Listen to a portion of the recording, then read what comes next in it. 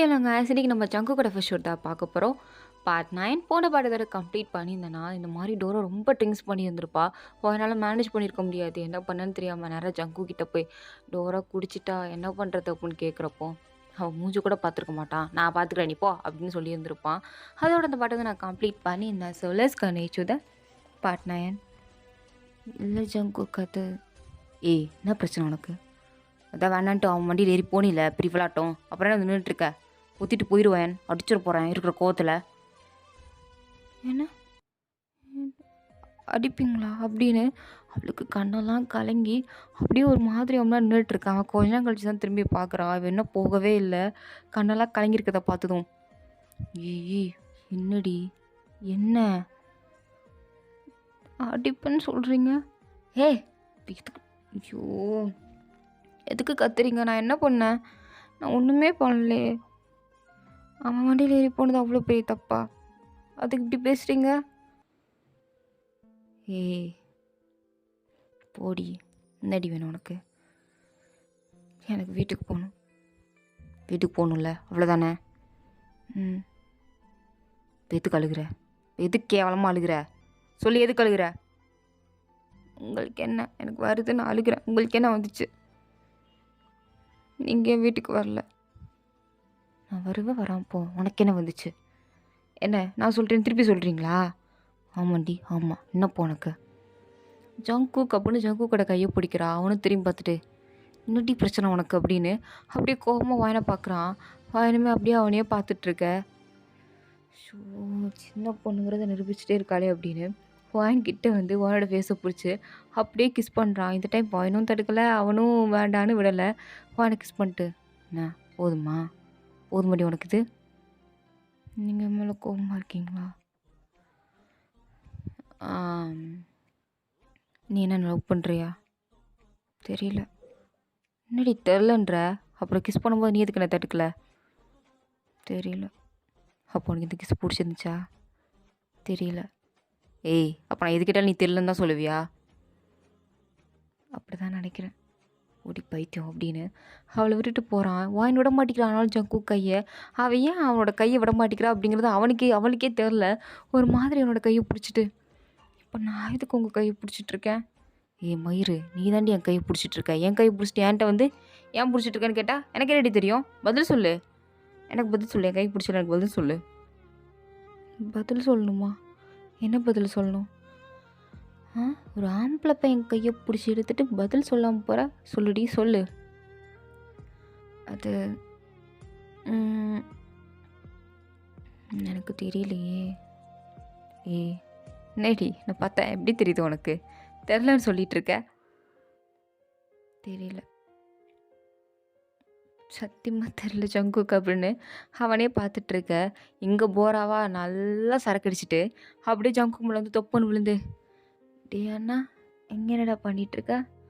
அதுவும் இந்த சின்ன பொண்ணுக்கிட்ட நீ வர வர ரொம்ப ஓரப்புறம் அப்படின்னு ஏதோ ஒன்று சொல்ல வரதுக்குள்ளே ஜங்குக் அவரோட வாயை புத்திட்டு, நீ ரொம்ப சரக்கடிச்சிட்டேன்னு நினைக்கிறேன், உனக்கு ஓவர் ஆயிடுச்சு வா அப்படின்னு அவளை காருக்கு கூப்பிட்டு போகிறான். இன்னொரு கையில் வாயினையும் இழுத்துட்டு வரான்.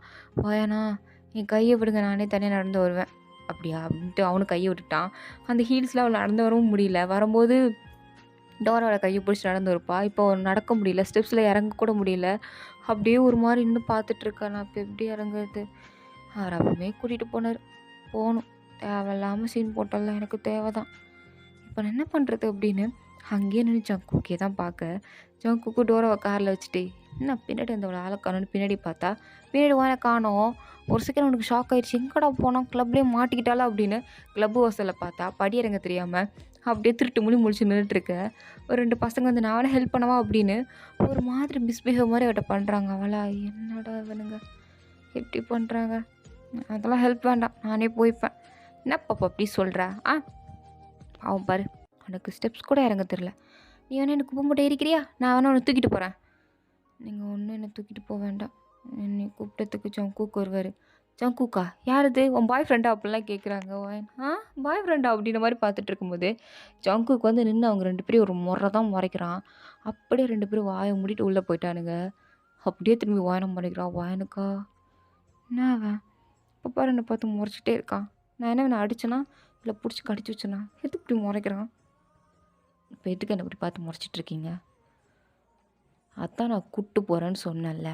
ஏதோ பெரிய விளையாட்டம் கையை விடுங்க நான் தனியாகவே நடந்துருவேன் அப்படின்ட்டு சீன் போட்டால் இப்போ என்ன இங்கே தனியாக நின்றுட்டுருக்க? எவனாவது வந்து உன்னை இறக்கி விடுவான்னா? அதுக்கெலாம் இல்லை, நானே இறங்கிடுவேன் அப்படின்னு இறங்க ட்ரை பண்ணுறேன். பட் விழுகிற மாதிரி போயிட்டா. ஜங்குக்கு பிடிக்கலான்னு வரதுக்குள்ளே அவளே அதுக்குள்ளே கம்பியை பிடிச்சிட்டு எனக்கு தெரியும் நானே நடந்து வருவேன். கிளிப்ப எனக்கு தெரியாதாக்கும் உன் லட்சணம் எப்படின்னு. உனக்கு ஷூவை போட்டே ஒழுங்காக நடக்க தெரியாது, அங்கிட்டு இங்கிட்டு தடிக்கி விழுந்துட்டு இருப்ப. இந்த லட்சணத்தில் நீ ஹீல்ஸ் போட்டு ஒழுங்காக நடந்து கிழிச்சிருவியாக்கும். வாய்ப்பெல்லாம் தெரியும், கையை கொடு. ம் வேணாம், எனக்கு நடக்க தெரியும். ஏய் சப்பு நடந்துட்டு போகிறான் வாடி அப்படின்னு அவளோட ஹிப்பை பிடிச்சி ஒரு தூக்கு தான் தூக்குறான். அப்படியே ஜங்குக்கிட்ட ஒட்டிக்கிட்டா. அவனை அங்கேருந்து ரோட் கிராஸ் பண்ணிலாம் வாயனை கூட்டிகிட்டு வரான். காருக்குள்ளே ஃப்ரண்ட் சீட்டில் உட்கார வைக்கிறான். அவன் இல்லை நான் பின்னாடி போய் உட்காந்துக்கிறேன், டோரா தனியாக உட்காந்துருப்பாள்ல. ஏய் பின்னாடி எங்கடி இடம் இருக்குது நல்லா பாரு. என்ன இவ படுத்துட்டா? டோட்டலாக மொட்டையாயிட்டாளா? ஆமாம் டோட்டலாக மொட்டையாயிட்டா. அப்போது நம்ம 2 பேரும் எதாவது பண்ணலாமா அப்படின்னு வாயனை அப்படியே தூக்கி அவனுடைய லேப்பில் உட்கார வச்சுட்டான். வாயனா என்ன பண்ணுறீங்க நீங்கள்? ஓமை காட் ஜங்குக்கு இப்போல்லாம் பண்ணாதீங்க. அது காரில் வச்சு ஐயோ யாரோ பார்த்துட போகிறாங்க.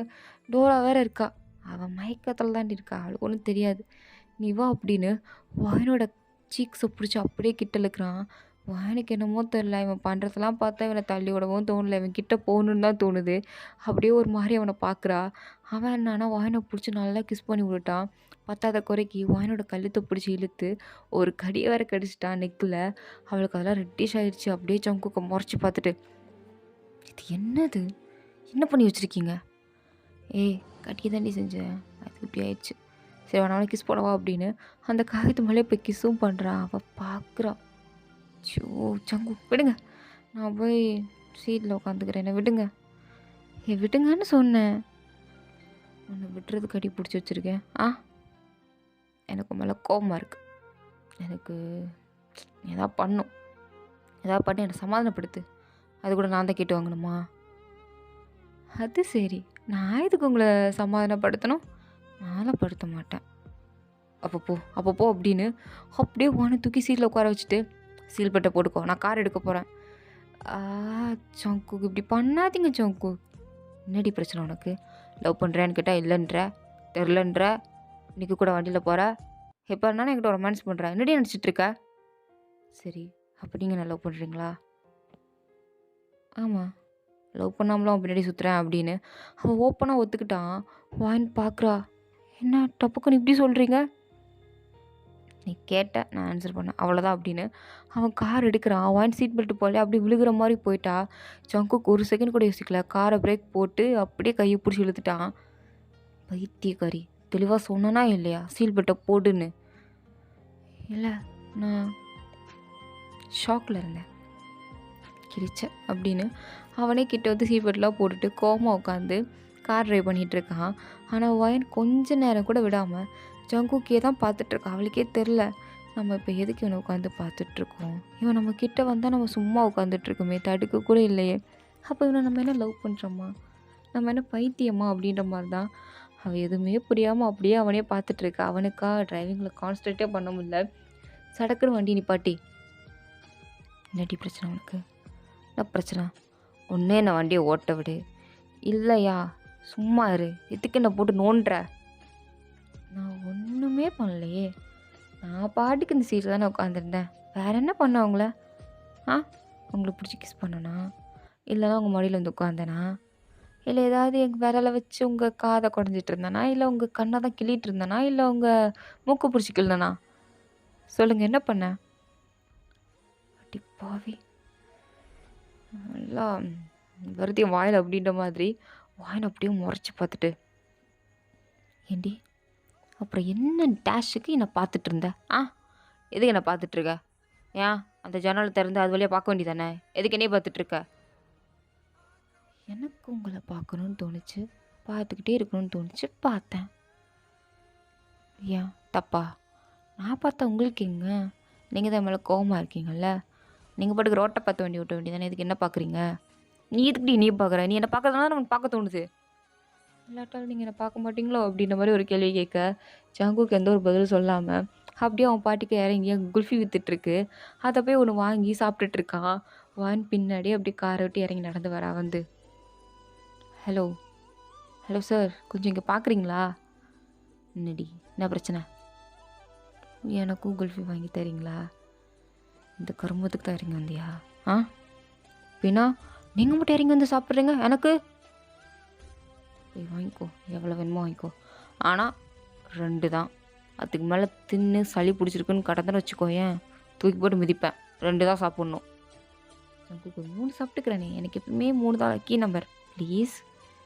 செருப்பால் அடிப்பான். ஆல்ரெடி நீ அங்கே பாரில் வச்சு ஜூஸ் குடிச்சில, அதுவும் 4 ஐஸ் கட்டி உள்ளே போட்டு, அதையும் நான் பார்த்தேன்.